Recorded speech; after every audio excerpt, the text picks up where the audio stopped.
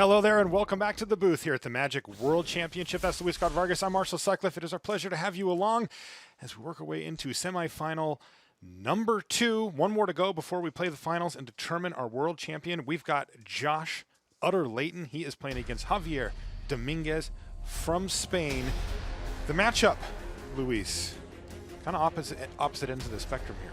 Yeah, we've got Josh Utter-Leyton on blue-black control, headlined by Search for Escanta, against the winner of the last Pro Tour, Ramanap Red, just starting on turn 1 and not letting up after.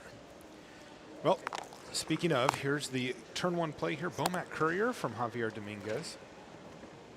Javier told us a couple of days ago that he didn't think that red was the best deck in the field, but that it was the best choice for him. As he said, his autopilot is quite strong with this deck. He knows his deck inside and out. I actually do agree with that assessment after talking to a lot of the competitors, in the post-tournament wrap-up. Ramanap Red didn't perform like above expectation. It did okay. It wasn't particularly well positioned. No, and most of the people who played red didn't do so because they thought they really did it. They thought they really had a great deck. It was just like, I know that red is a decent deck, and I don't really see a reason to to take a flyer on something like Search for Escanta, which is not as clear how good it is. That said, you got to feel pretty good about running 4 Ramanap Ruins against the opposing Torrential Gearhulk Scarab God deck. The red deck, just by strategy alone, has a good shot against this blue-black deck. Of course, Josh Utter-Leyton, originally from the Bay Area, actually came up through Magic kind of with you, right? Definitely. Josh is one of the crew from the Bay Area who I tested with, and he was one of the founding members of Team Channel Fireball. We did kind of spend a lot of our time in our Magic journey together. That's right, and he lives out in Denver now. Yeah, he works about 10 feet away from me. He does. 5 Pro Tour top 8s on Josh's resume. He also is Hall of Fame elect, meaning that he will be inducted a little later this year at Pro Tour in Albuquerque. That's PT Exelon. By the way, Josh, with a couple of solid plays here, he has whittled down Javier's board down to just a Soulscar Mage, perhaps his worst creature against Josh Utter-Leyton. Essence Scatter taking care of Karizev. There was also a fatal push to shove that Bomat Courier over the edge. So just 1 power on the battlefield now for Javier, and Josh is at 17. He's got to be liking this. Yeah, and this is why Josh has the advantage here, is that we've reached turn 4 and Josh is still at a relatively healthy life total. If he can do that, then his deck can gain control and, eventually win the game. Also, you've noticed for the last couple turns, Javier's been playing off curve. What we mean by that is he's played Soulscar Mage on turn 2, Karizev on turn 3, and that's to play around Censor, which turns out Josh doesn't have, but Javier still has to respect. Yeah, he just ended up jamming. He's like, hey, you know what? Here's Hazaret the Fervent. Do you have it? Josh says, Essence Scatter that. Thank you. Josh is down to 16 life now, so still at a healthy life total. Though Josh did lose out pretty badly to the Evolving Wilds there because he was not able to play one of his 2 copies of the Scarab God. Instead, he's going to have to settle for a Glimmer of Genius, which is much less exciting to slam on turn 5. Especially since I think Javier has another copy of Hazaret the Fervent. Even if she can't attack this turn, Hazaret resolving is a big step for the red deck. The blue-black deck has a few answers to a resolved Hazaret, but they are few. Vraska's Contempt comes to mind. Take a look at Javier Dominguez from Spain. Josh with 3 copies of Vraska's Contempt. We'd love to find one with Glimmer of Genius. And Javier chose not to run Hazaret out, fearing disallow, instead going with 2 2-mana plays. But I think that Josh does not mind that so much. Yeah, he is going to get to resolve a Karizev here, it looks like. But that means that Josh gets to go Glimmer, also crack that Evolving Wilds, and then survey the scene next turn with a full grip.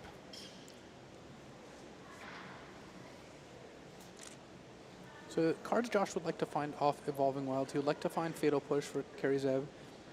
He would like to find a Disallow or Essence Scatter just to have another piece of counter magic, because it's highly likely that Javier has one of his high-end cards in hand. And something like Essence Extraction or Vraska's Contempt wouldn't be bad either. Josh actually... In the turn, I'm going to feel your So we both switch for magic, right? Yeah, I'm also going to sack wild, so... Yeah. So Josh is going to decide against using Glimmer. Instead, he's reducing Javier's ability to deal damage by using Field of Ruin on Ramanov. This is really interesting. Josh thinking much longer down the line here as he is down to 11 life. Knows he can't do anything about Kari Zev as it sits. And must be content with just playing the Scarab God next turn in any case. Well, unfortunately for Josh, given that Hazoret is Javier's last card, Josh is kind of lining up to take a lot of damage next turn.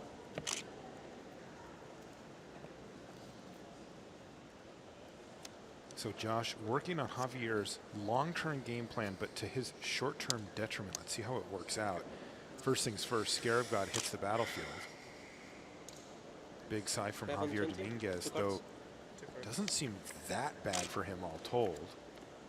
No, I think he's actually in fine shape here. And there she is, Hazoret the Fervent. Perhaps the best card in the deck, certainly the highest power level as it sends in with the team here. So Josh can Josh prevent the most either damage. chump block or gobble up a Ragavan token here? Blocking Ragavan leaves Josh at taking 7 points of damage, falling to 4. What Josh doesn't know is Javier also has Shock in hand, so it looks like Javier is going to be able to steal this game. Even though Josh was at 16 life and was facing just a Soulscar Mage on turn 4. A few turns later, the game has shifted completely. Javier can add 3 more damage here with that Shock plus the Soulscar Mage. And it looks like Josh is actually going to just block the Soulscar Mage here.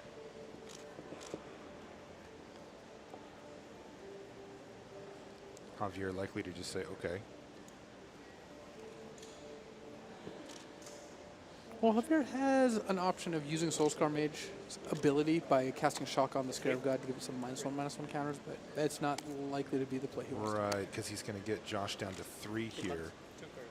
And with a Hazoret the Fervent on the battlefield, plus a Shock in hand, it does not look like Josh is going to be able to get away game 1. It looks so good for him early. And it's really slipped away from him here. If Josh draws exactly Vraska's Contempt, he goes to 5. Can block Ragavan again, go to 4. Shock takes him to 2. He's not dead then, but that is the card he needs to draw. It's not what he hit. Well, Holographic Illumination gives him another bite at the apple. It does indeed. He can cycle that.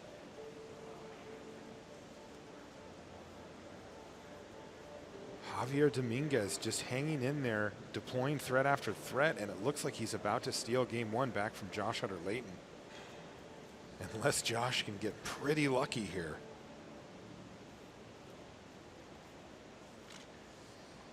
Lining up that cycle mana, are you, Josh? Let's see.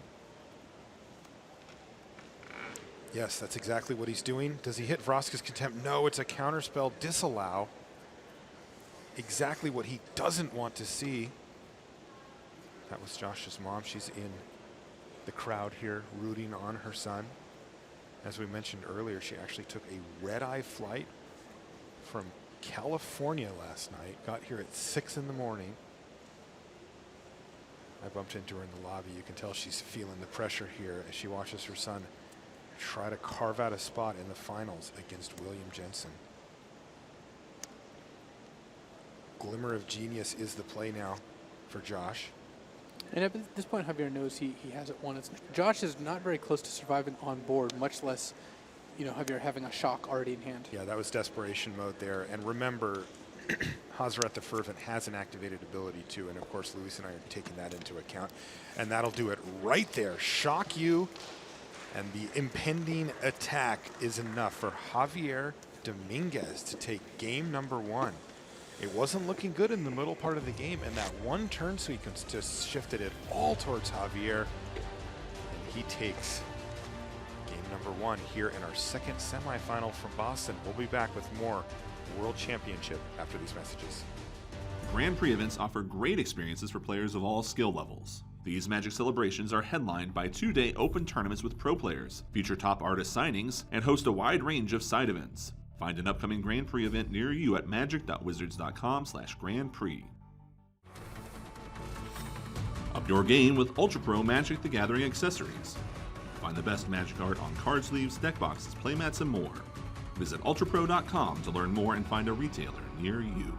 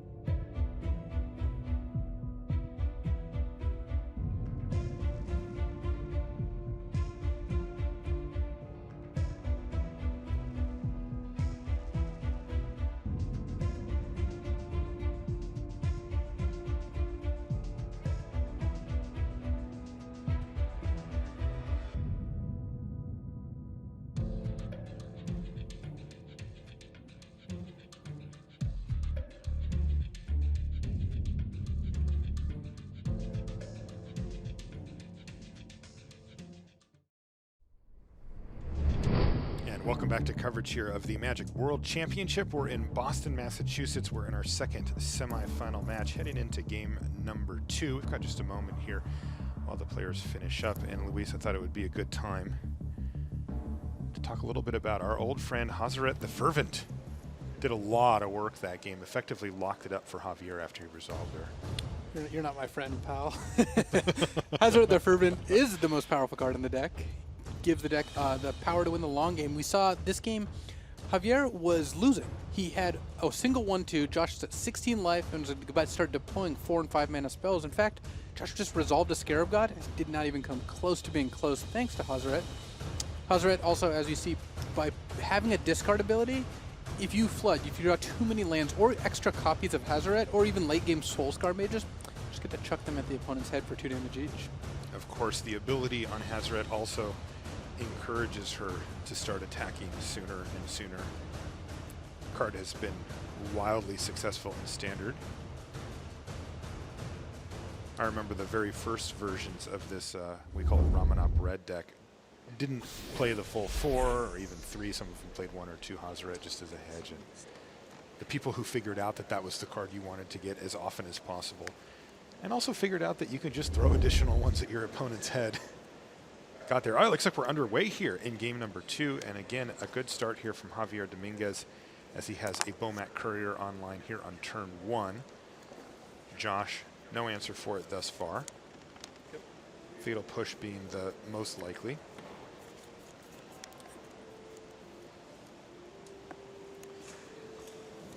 Well, and there's another Bomat Courier, so a pair of them.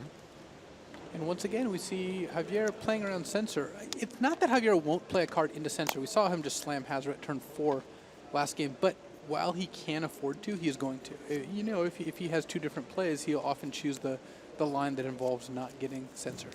So Josh is now in the mode of digging through his library here, cycling away 2 copies of Hieroglyphic Illumination, making sure that he hits his land drop. Shock upstairs here in game 1. Now, we're technically in game 2, but remember, we're not into the sideboarded games thus far. We're playing best 3 out of 5, so this is plays exactly like how a game 1 would play. Shock just goes upstairs.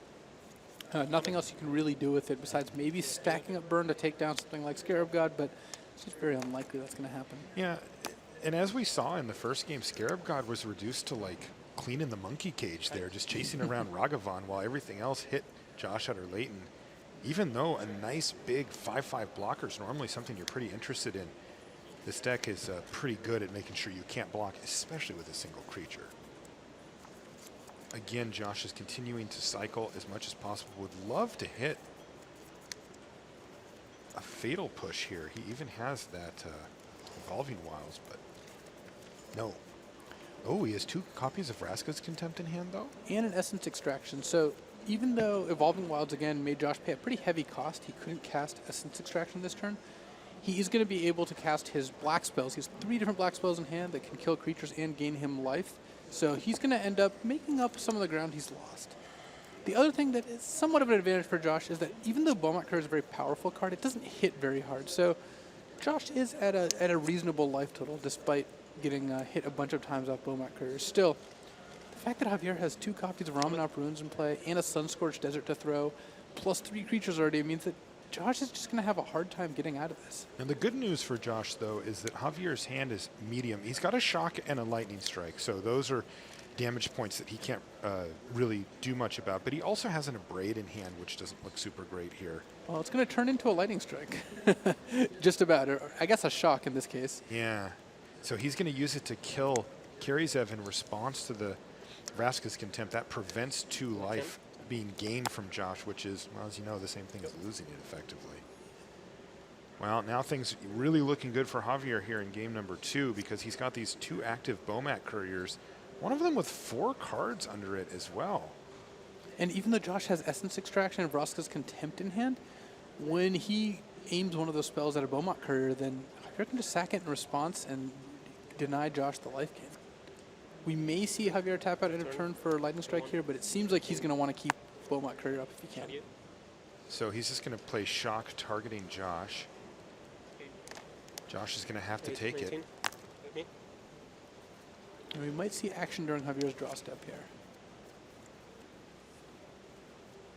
Looks like Josh may have let him just go right to his main phase here. And this is bad news for Josh Utter-Leyton.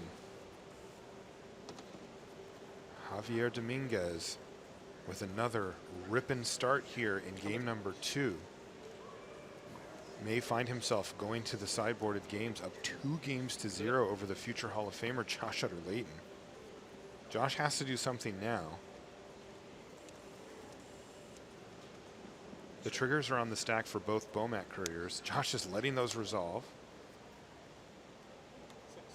And he's just going to have to take it. He falls down to 6. No good options for Utter-Leyton. Josh, very concerned about what Javier could have in hand or what Javier could play this turn. He's leaving up Essence Scatter, but he's going to be prompted into casting one of his spells right now, and I don't think he's really going to have an opportunity to deal with Bomat Courier without Javier having mana up. Javier's just not going to tap out. Yeah, Javier, of course you'll note here, there's 5 cards and 4 cards respectively under the Bomat couriers. Javier with only 2 cards left in hand.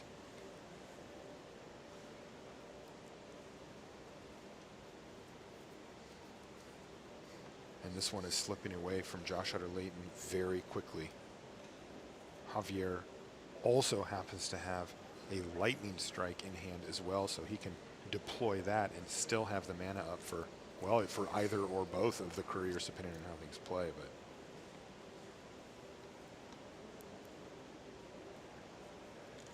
Josh does nothing. Plays the land, Scarab God, passes the turn back.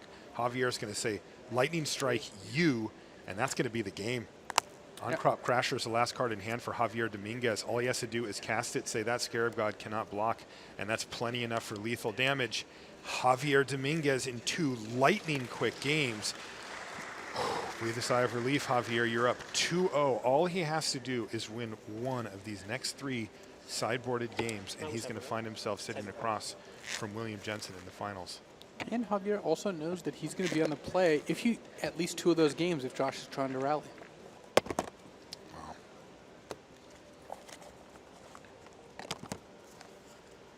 Well, as we transition from our first 2 games and move into our sideboarded games, let's take a look at the sideboard for Josh Utter-Leyton here. So there's got to be cards he wants to get out of the main deck against this red deck. What is he bringing in? 3 copies of Contraband Kingpin, kind of this team's plan against mono red. The artifact clause, not super relevant. Maybe you could trigger off a Torrential Gearhook every now and then. But largely this is a 2-mana 1/4 lifelink. Just a very good job of blocking cards like Bomat Courier. However, one thing that's bad news for Josh is one of the cards we'll see in Javier's sideboard, Rampaging for us, goes around Contraband Kingpin very nicely. Otherwise, Josh also has Essence Extraction, just one of the best cards in the format against mono red. And not a whole lot else. He's just not very prepared for mono red because of how many good removal spells already in the main deck. His sideboard doesn't need to go overboard. Yeah, Duress and Negate 2 reactive. Yeah, and they're not enough good targets. He can maybe bring in a copy of Negate if he's really worried about Chandra Torch of Defiance, but given that Javier has so many creatures in his deck, Negate just does not seem to shine. Yeah, he might throw that Arguel's Blood Fast into the crowd. He's not going to want to see that one here. Well, not too much, but let's see on the other side of the table. The matchup looked pretty good in those first 2 games for Javier Dominguez, but he may even get to improve his deck a bit post-sideboard here as we take a look at his board. The Rampaging Ferocidon's the one that you mentioned there, upper right side. Players can't gain life. It also has Menace and, you know, the blue-black deck, not known for putting up multiple blockers, so that's going to be a good one. What else do you see, though? Some number of Glorybringer and Chandra Torch of Defiance, just making your curve a little bit higher, especially since you want to take out, you know, all 4 of your Dead Abrades, for example, your Shocks. These cards are just not very effective, and what Glorybringer and Chandra do is Javier plays creatures on turns 1, 2, and 3. Josh at some point has to tap out to deal with them, and then slamming Chandra, slamming Glorybringer can really put the blue-black control deck on its back foot. Now, what about Pia Nalar, right? Kind of a little built-in 2-for-1, but not over-the-top powerful either. Is that the kind of card that he'll want? I have seen some players side in Pia Nalar, but she tends not to attack for a ton of damage, which is one of the drawbacks. Though she does a good job of putting your threats into 2 different bodies, so one removal spell can't take both out.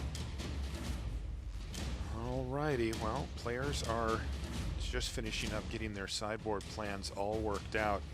But I got to tell you, all eyes on Josh Utter-Leyton, unable to pick up game number 1 or game number 2 from Javier Dominguez, and the pressure is firmly on his shoulders. Javier, he's going to play his game plan out here, and he knows all I got to do is win one more game, and he'll find himself playing for that right there, that trophy. You get your name engraved on the bottom of it. You get a trophy of your own as well, but that one travels around with us, and well, it's the highest honor in our game, period. That's it. Being the world champion. It doesn't get Can't higher than disagree. that. Yeah. Game number 3 just about upon us. Of course, immediately following our semifinals, we'll let the players have a quick breath, and then we will be into the finals. One other thing that I must mention at this point, especially as we work our way towards the finals, $100,000 for first place, $50,000 for second. These two, well, they're playing for $25,000 in difference right here just by making it into the finals.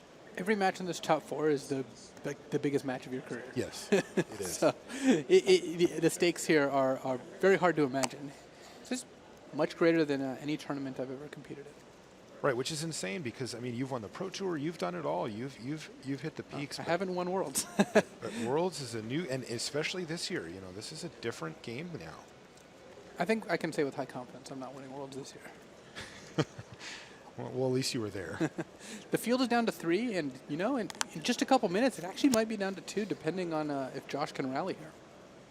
Yeah, Josh gets to make some minor improvements sideboard-wise, but you know, I didn't see any silver bullets, right? I didn't see anything there that he says, well, if he draws this card, now, you know, Javier just can't win. There is nothing like that in standard in this color pair for Utter-Leyton, so he's going to have to do this the hard way, or he'll be on the play this game. So let's see if Josh can get back on the board, or if it's going to be Javier Dominguez completing the sweep and putting himself into the finals against JENSEN. Good to go. And we are underway here in game number 3. Javier, no one drop this time, but that's less surprising. He may have trimmed a little bit here. Rampaging Ferocidon was the draw step for him. His 2-drop, a pretty good one here. Carry Zev, Skyship Raider, and she's resolved.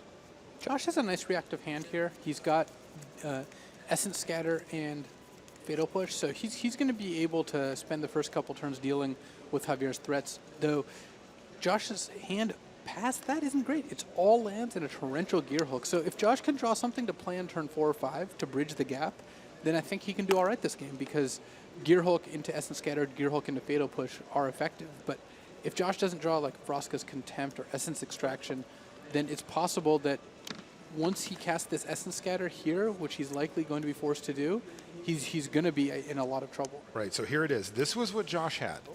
He had the start to keep himself at 20, but now he needs action, and he needs it very, very soon.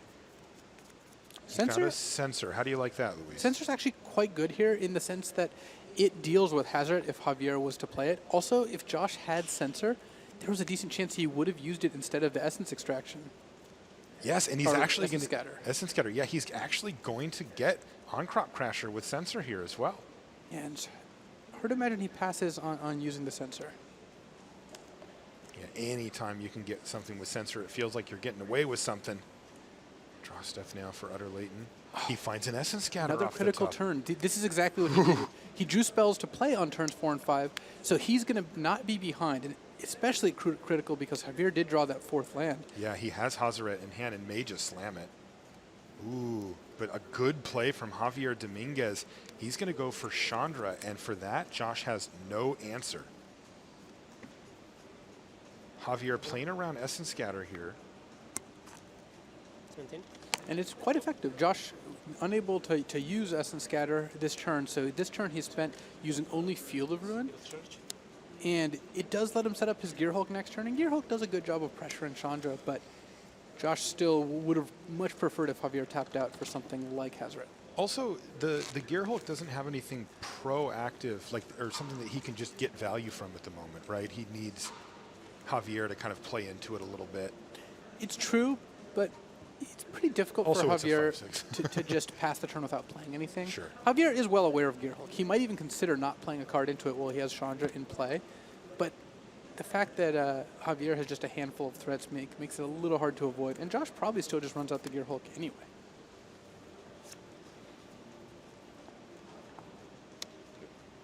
So Josh hit nicely on his first 2 contested draw steps, but drawing Evolving Wilds this turn, he really can't afford to miss many more times. Okay, let's see what happens this turn from Dominguez.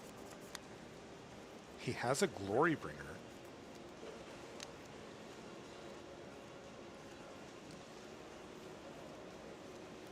So one of the disadvantages of playing Hazaret the Fervent here is that he's not going to be able to get down to 1 card in hand, even if he plays Beaumont Courier. So Javier could play Hazaret because maybe he doesn't care too much if she gets countered, but he knows he'll be able to attack with her. Glorybringer does get to attack right away. It does play into Censor, though. Okay, well, let's see what he hits off of this Chandra activation. Well, he's found an on-crop crasher. I can tell you, though, Luis, Tim Willoughby's down on the floor and has a little update on what they sideboarded. Tim, what do you got? Well, we've seen some big changes from Javier Dominguez's sideboard. He's taken out fully 4 shocks, 4 abrade, 2 lightning strike, and a soul scar mage, meaning that he has made loads of room for 4 rampaging Ferocydon, 3 Pianalar, 2 Glorybringer, 3 copies of Chandra Tortured Defiance. On the other side of things for Josh, not so much. Just 3 Search for Azcanta out, along with 1 Glimmer of Genius, making room for 3 Contraband Kingpin and 1 Essence Extraction. Thank you, Tim. So similar to what we predicted there from the booth here. Meanwhile, it looks like Javier Dominguez is just going to chump block here with a Beaumont Courier to keep Chandra ticking upwards. She's at 6 loyalty now. Tick-tock. As threatening as that is, Josh will be able to counter whatever Javier plays this turn with Essence Scatter.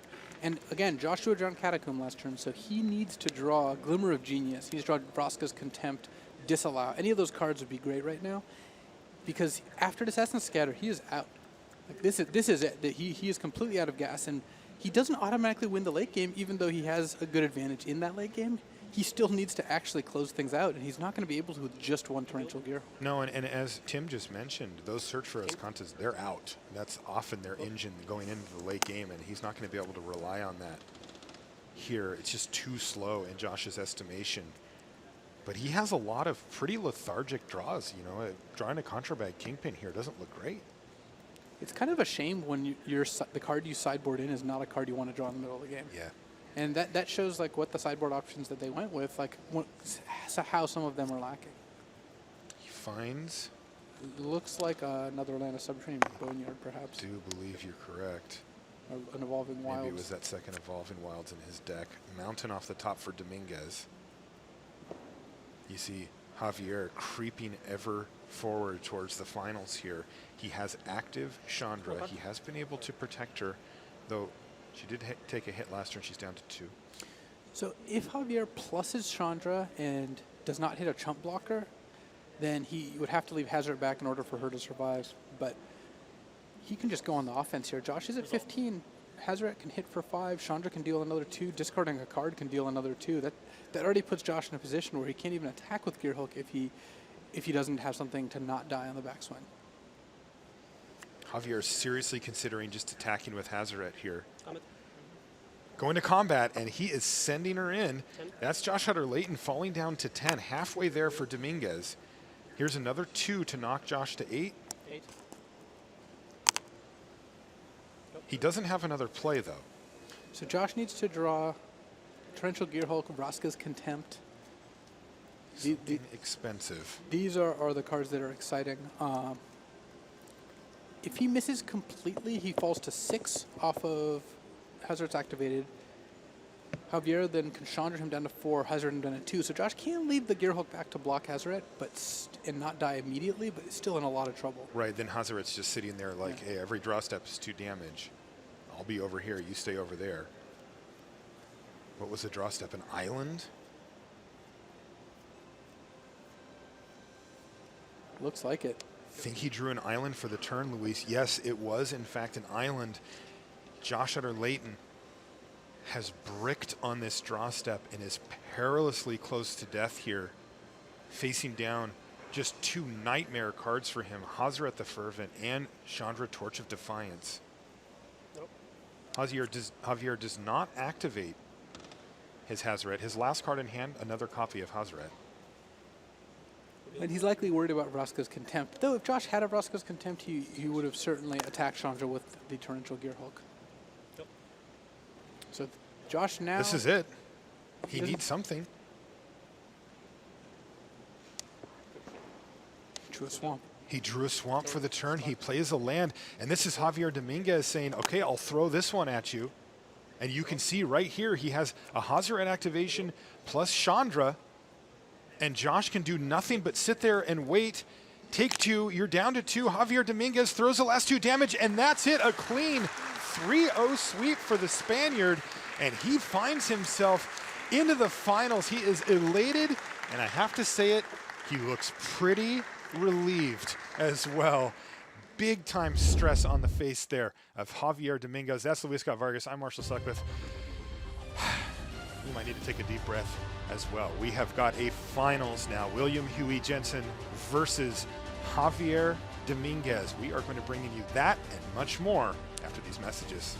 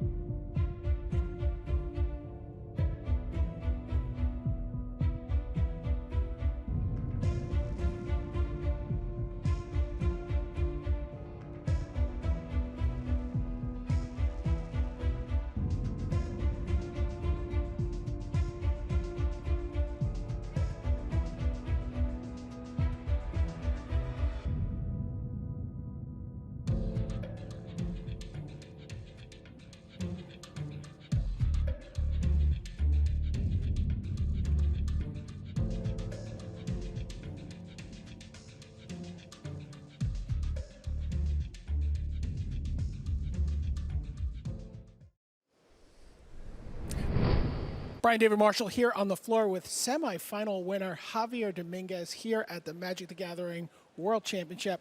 Javier, we didn't get a chance to talk yesterday at the end of the day, but I want to know what was going through your head. We had talked about 2 9th place finishes on tiebreakers at the Pro Tour.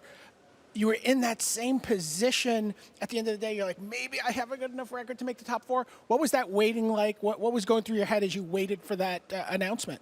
Well, it was a long wait. I think it was like the longest 30 minutes of my life. This time, I think I was like pretty much locked. Like everyone was telling me I was locked for top 4, but you know, there's no places handing me, so I was like, no fifth, please. And then, yeah, after they announced it. Now, the road to $100,000 and the World Championship title is not an easy one. You had to go through Hall of Famer-elect Josh Utter-Leyton here in the semifinals, and once you got to your sideboard, you went 12 cards deep to battle him, and you were thinking about even going to a 13th card? Yeah, I mean, I have a lot of burn spells, which, I mean, they could be worse because they go to the player, but I think even the braid is useful sometimes because it can counter, like, sort of counter the gain life of a spell. But they're definitely worse than all creatures, so I just cyber all the creatures I have at my cyber. I almost cyber in the Harvester too, because it's like a creature anyway, but in the end I just stick with only creatures. Like my deck was mono creatures after cyber, but I think that's the way you beat a control deck, especially if some of them are like Hazoret or Chandra, which are very hard to deal with. All right, give us something to look for here in these finals. Who's home rooting for you, and what do you say to the Javier Dominguez fans out there who are pulling for you to become the world champion? I would like to thank a lot everyone from the support, my girlfriend, family, friends, everyone in Spain looking at the stream for me. So thank you very much, guys. You're awesome. And they're all up watching you. One more match to go here at the Magic the Gathering World Championship. Javier Dominguez versus Hall of Famer William Huey Jensen. Don't go anywhere. We're sending it back to you at the desk, Rich. Thanks very much, Brian. And Javier Dominguez, one of the truly good guys of European Magic, one of the truly good guys of World Magic. Same for William Jensen.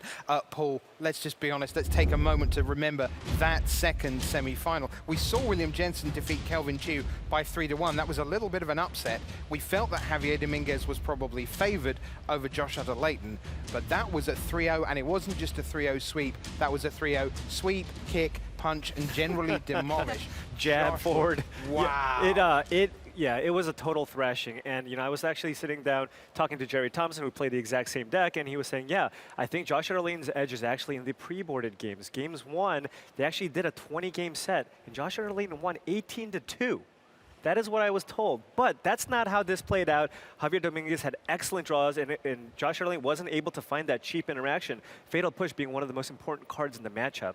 And then after sideboard, you know, you would think the control deck actually is favored, but Josh doesn't have a lot of cheap sweepers. So Javier just brought in a ton of creatures, took out all of his, you know, more or less dead burn spells, and that was good enough to actually take it down. It really was a thrash of Raptors. Oh my gosh. That was not in his deck. Telling it like it is.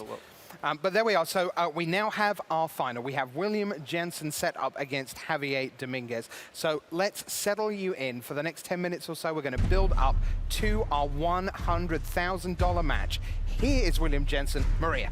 So William Huey Jensen learned to play Magic when he was 13 years old. Let's take a look at how he got to this place in our finals today. Wow, the story of this slide here is defeated.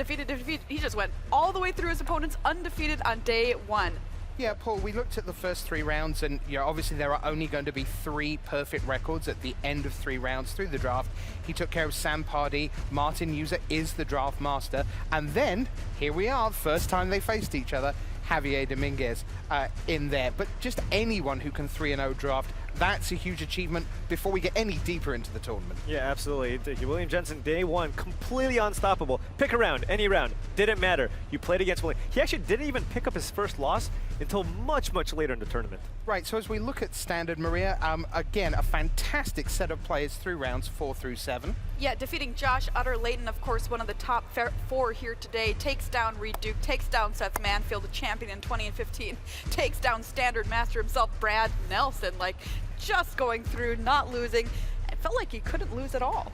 So then we came back on day 2, and of course he began at the top pod because it was no longer random, so the top 8 players went at it. That meant many of the players he'd faced in the back half of day 1 he would face again in the front half of day 2. Maria, what happened in that first draft? Well, he 3-0'd it once again, Rich. He drafted Black Red Pirates, splashing hostage taker because that's just what you do. Just because. When someone passes you a hostage taker. So he takes down Josh Utter-Leyton once again Seth Manfield, and takes down Sam Black. So by that time, Paul, at 10-0, actually, he was playing a different tournament than everyone else. Everyone else was seeing whether they could win pro points if they were struggling, or if they could make the Final Four if they were still in contention.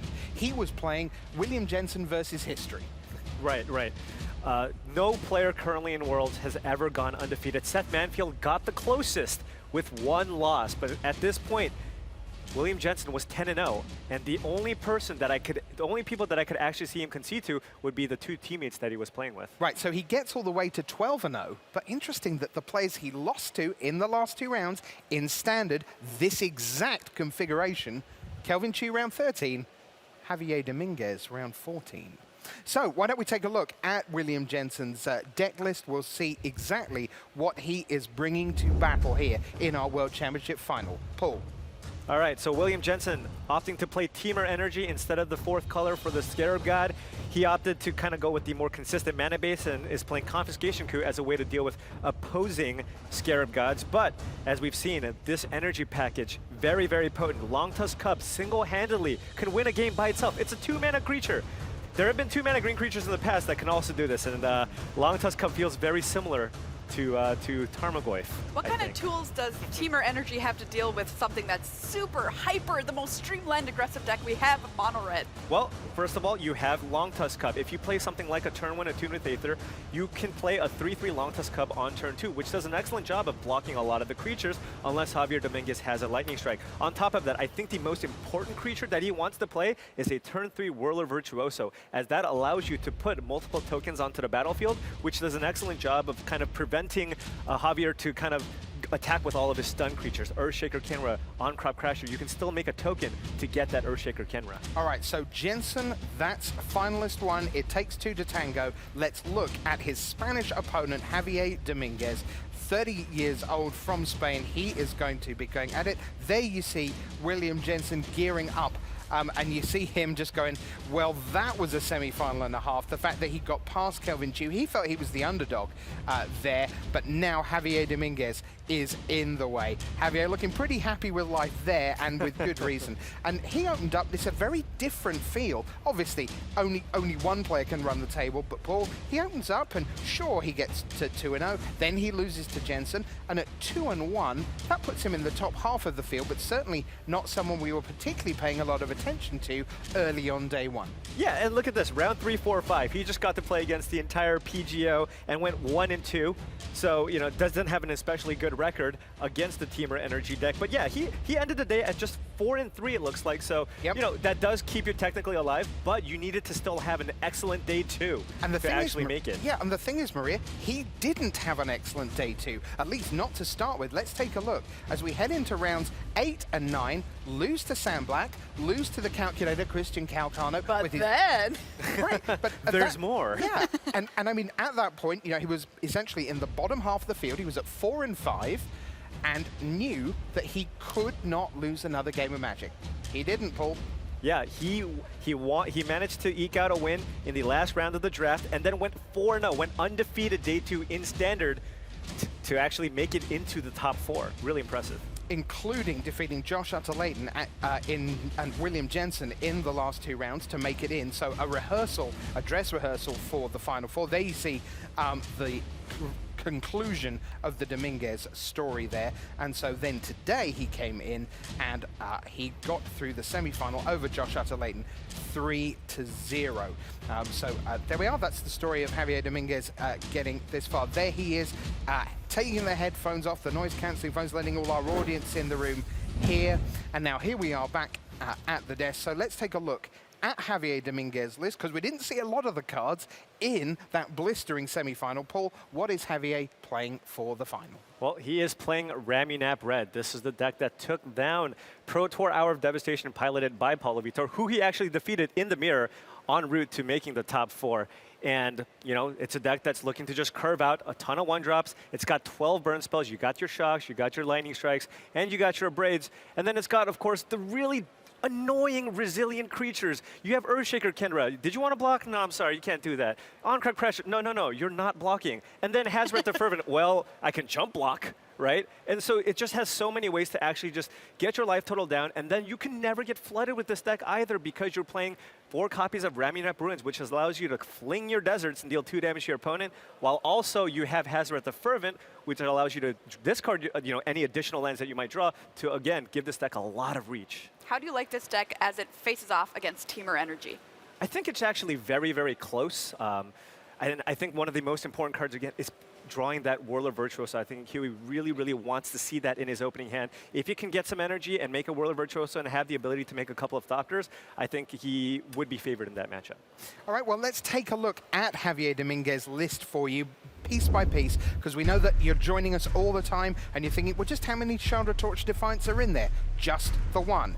And then the creatures are pretty much straightforward. Everything's 4, and all the instants are 4. The only exception is Kari Zev's Skyship Raider. And if you're a newer player and thinking, Paul, why would they be having one less of specifically this card called Kari Zev?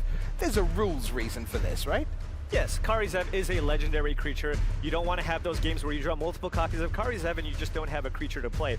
On the flip side, Hazret the Fervent, also a legendary creature, but this card is just so powerful. Good. It's just too good. And the thing with Hazret the Fervent, if you draw multiple copies of Hazret, just discard the others to deal 2 damage to your opponent. So, I think it's fair to say that the very start of games are going to belong to Javier Dominguez. Right. What we always try and do here on Coverage is we try and give you a sense of what's really going on in a game, because Magic is such a hard game to keep track of, because sometimes it's about cards in hand, sometimes it's about life total, the graveyard, cards that are exiled, it's about sideboarding. So where does the tipping point come, Paul? At what point in the game are we starting to think, okay, Billy's on 14. It's turn 4. Is that round about the sort of mark that we start thinking maybe he turns the corner? Yeah, it really just depends. It depends on kind of the types of draws that Javier starts out with. If he has a lot of cheap removal, along with kind of like a Hazret to finish things off, then Huey's just not going to have any creatures on the board to actually block. But if Huey can just do a good job of mucking up the ground, playing some Long Tusk Cubs, play your Virtuoso, maybe get your Bristling Hydra to a 7/6, making it so that the Hazret of the Fervent can't actually attack, then he can actually turn the corner and start getting in for huge chunks of damage. Well, as we make our way closer and closer to our final match, let's find out what's going on with social media with Nate Price. Well, guys, it is the top 4 of the World Championship, which means it's an opportunity for all of us in the community to root for our favorites and join in no matter what you're doing at home.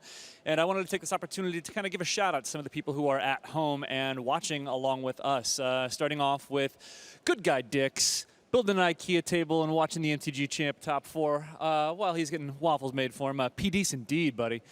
We've also got Martin Yuza, who's actually got primo seats, front row, basically 10, 20 feet away from where players are actually playing.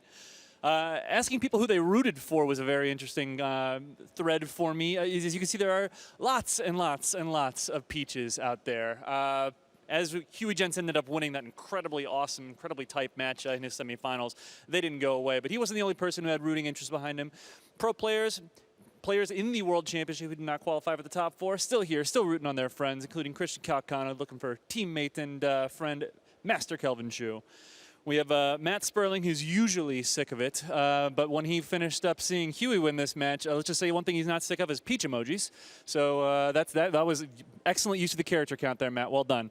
We also have Oliver, too, who actually dropped in with us earlier in the weekend, who was rooting for Huey JENSEN, but also accepts a Javier Dominguez win. And last we saw Void Paul looking for Josh Utter-Leyton to teach everyone how control works. Sadly, things didn't go his way, but he still showed blue-black control is one hell of a way to go in Standard, and that's what I got from social media for now.